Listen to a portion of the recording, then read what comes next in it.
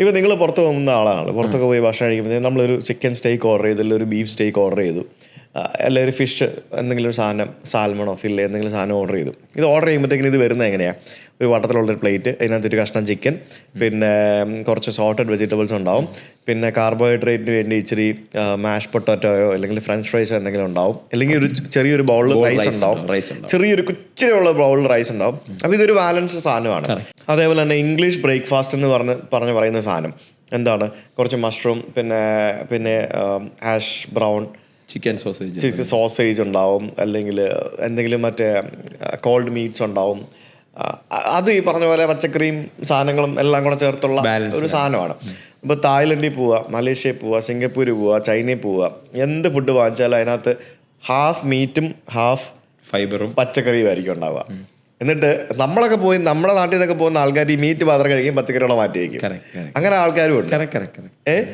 നമുക്ക് ഈ ഒരു കൺസെപ്റ്റ് ഇപ്പോഴും ഇല്ല. നമ്മൾ രാവിലെ കഴിക്കുന്ന സാധനങ്ങൾ എന്താ? ഇഡ്ഡലി സാമ്പാർ ചട്നി, ദോശ സാമ്പാർ ചട്നി, പൊറോട്ട ആണെങ്കിൽ പൊറോട്ടയും ബീഫും, അല്ലെ പൊറോട്ടയും മുട്ടക്കറിയും. നമുക്ക് ഇതിനകത്തൊന്നും വേറൊരു സാധനം വരുന്നില്ല. നമ്മുടെ ഫുഡിനകത്ത് ആ ഒരു സാധനം വരുന്നില്ല. ആകെ കുറച്ച് നമുക്ക് വെജിറ്റബിൾസ് വരുന്നത് നമ്മുടെ സദ്യയിലോ അല്ലെങ്കിൽ ഉച്ചയ്ക്ക് കഴിക്കുന്ന ചോറിൻ്റെ കൂട്ടത്തിലുള്ള കറികളിൽ മാത്രമാണ്, അല്ലേ? അതാണ് വരുന്നില്ല. അതാണ് പ്രശ്നം ശ്രീധർ. അതാണ് നമ്മൾ ഏറ്റവും ഇപ്പം ഞാൻ പറയുന്നത്, 1/3 2018 കണക്ക് വെച്ചിട്ട് 3/3 കേരളത്തിൽ ഡയബറ്റിക് ഉണ്ട് എന്നുള്ളതിൻ്റെ ഉത്തരമാണ് സുഹിത്താൻ ഇപ്പോൾ പറഞ്ഞത്. നമ്മൾക്കൊന്നിലും ബാലൻസ്ഡ് ഇല്ല. അതിനല്ല കാർബോഹൈഡ്രേറ്റ് ആണ് നമ്മളുടെ ജീവിതം തീരുമാനിക്കുന്നത്. ഇപ്പം എന്തെടുത്താലും രാവിലത്തെ ബ്രേക്ക്ഫാസ്റ്റ് എന്തെടുത്താലും, ഇപ്പോൾ പുട്ടെടുത്താലും ഇഡലി എടുത്താലും ഇടിയപ്പം എടുത്താലും അപ്പം എടുത്താലും ഉപ്മാവ് എടുത്താലും ചപ്പാത്തി എടുത്താലും പൂരി എടുത്താലും ദോശ എടുത്താലും എന്തെടുത്താലും നമുക്ക് കാർബോഹൈഡ്രേറ്റ് ഉള്ളൂ. അതിനെ ബാലൻസ് ചെയ്യാൻ വേറെ സാധനമില്ല. സോ ആ ബാലൻസിങ് ആണ് ഇതുപോലത്തെ കഫേകൾ വരുമ്പോഴോ അല്ലെങ്കിൽ ഇതുപോലത്തെ ഫുഡ് കോർട്ടുകൾ വരുമ്പോഴോ ആരംഭിക്കേണ്ടത്, അല്ലെങ്കിൽ ഉണ്ടാവേണ്ടത്. അതിന് വലിയ സാധ്യതയുണ്ടെന്നേ. ആൾക്കാർ അതിനെ അക്സെപ്റ്റ് ചെയ്യാൻ റെഡിയാണ്. ടേസ്റ്റി ആയിട്ട് കൊടുക്കണം എന്നുള്ളതാണ് എൻ്റെ ബേസിക്കലി കൺസേൺ. ഈ വെജിറ്റബിൾസ്, ഈ പറയുന്ന സാലഡ്സ്, ഇത് ഏറ്റവും ടേസ്റ്റി ആയിട്ട് കൊടുക്കാൻ പറ്റുമ്പോഴാണ് 100% ആൾക്കാർ അക്സെപ്റ്റ് ചെയ്യും. വെറുതെ പച്ചക്കറി കൊടുത്താൽ ഒരുപക്ഷെ നമ്മളും കഴിക്കണം എന്നില്ല. പക്ഷെ പച്ചക്കറീനെ ഒരു പിസ രൂപത്തിൽ കുറച്ച് ടേസ്റ്റി ആയിട്ട് തന്നെ നമുക്ക് കഴിക്കാം. അതൊരു എക്സ്പീരിയൻസ് ഇറ്റ് നമുക്ക് ഫീൽ ചെയ്യും. ഞാൻ ചിലപ്പോൾ രാവിലെ ഡയറ്റ് ചെയ്യുമ്പോഴത്തേക്കിനും മുട്ട കഴിക്കുമ്പോൾ 2 പുഴുങ്ങിയ മുട്ട കഴിക്കാൻ ചിലപ്പോൾ മടുക്കും. കുറച്ച് 3-4 ദിവസം കഴിഞ്ഞ് കഴിയുമ്പോഴത്തേക്കിനും മടുക്കും. അല്ലെങ്കിൽ ഓംലെറ്റ് ഉണ്ടാക്കി കഴിച്ചാലൊക്കെ നമ്മൾ സ്ഥിരം കഴിക്കുന്ന സാധനം ചിലപ്പോൾ മടുത്തു പോകും. അന്നേരം ഇപ്പോൾ ശ്വേത എനിക്ക് പല രീതിയിൽ ഉണ്ടാക്കി തരും. ചിലപ്പോൾ മുട്ട പുഴുങ്ങിയിട്ട് ഇത് 2ആയിട്ട് കട്ട് ചെയ്ത് അല്ലെങ്കിൽ 3ആയിട്ട് കട്ട് ചെയ്ത് ഒരു ഇച്ചിരി സവാളയും തക്കാളിയും കൂടി ഇട്ട് വഴറ്റി വെറുതെ ഒരു ശകലം മഞ്ഞൾ പൊടിയോ എന്തെങ്കിലും പൊടിയൊക്കെ ഇട്ട് അതിൻ്റെ മേളിലിട്ടിട്ട് ഇതെല്ലാം കൂടെ ഒന്ന് വഴറ്റി സെറ്റാക്കി തരും. അപ്പോൾ ഇത് വേറെ ടേസ്റ്റായി. കറക്റ്റ്. ഇപ്പോൾ അതാ പറഞ്ഞേ, ഇപ്പം മുട്ടയാണെങ്കിലും എന്താണെങ്കിലും നമുക്ക് ഇഷ്ടമുള്ള പോലെ മാറ്റാം.